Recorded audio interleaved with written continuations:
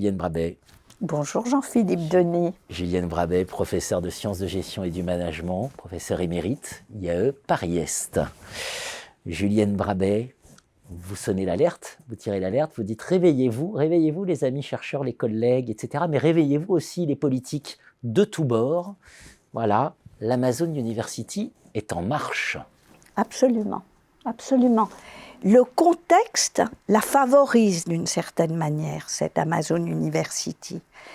C'est le contexte d'université, qu'elle soit privée ou publique, que certains qualifient de managériale, avec de la concurrence à tous les étages, individuels et entre institutions, gouvernée par les nombres à tous les niveaux.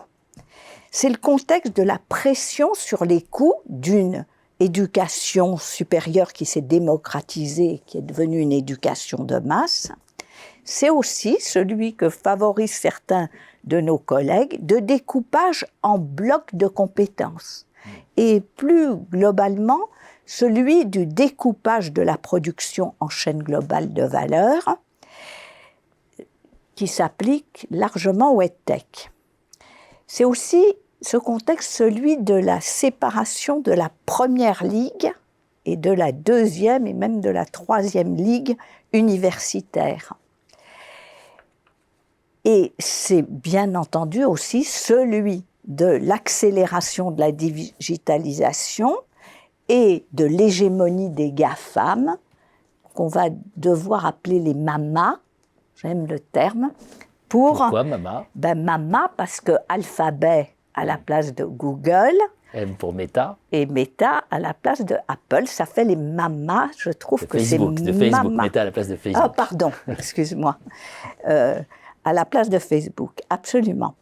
Donc, ça va constituer l'élément central de cette révolution sociotechnique de l'éducation digitalisée. En haut de la pyramide, il y a des financements énormes, 20 milliards de dollars en 2021, un peu moins en 2022, on oublie le Covid.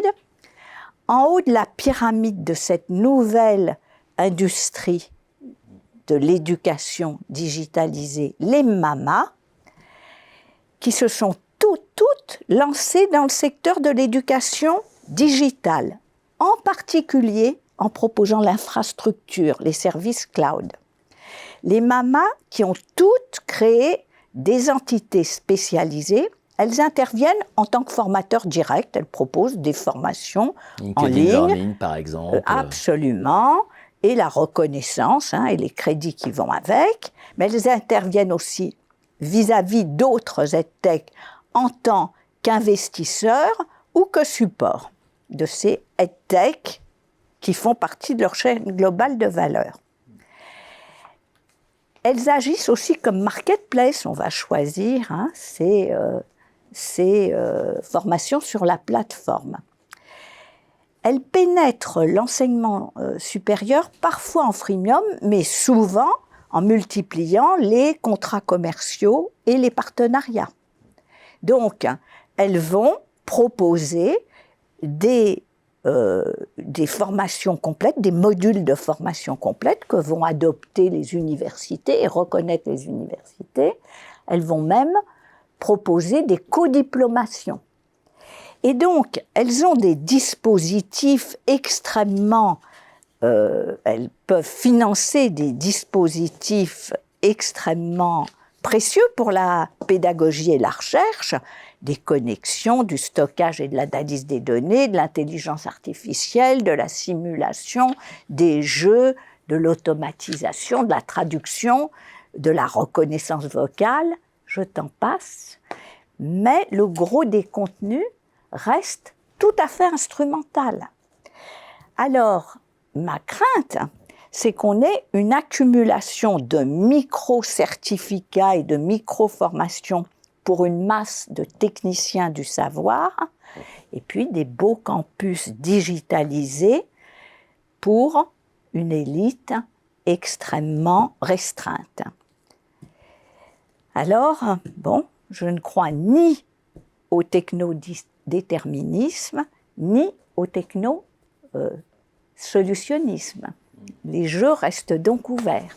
Les jeux restent donc ouverts.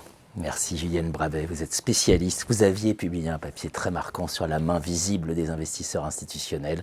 On la voit, cette main très visible que vous êtes en train de nous décrire. Merci à vous.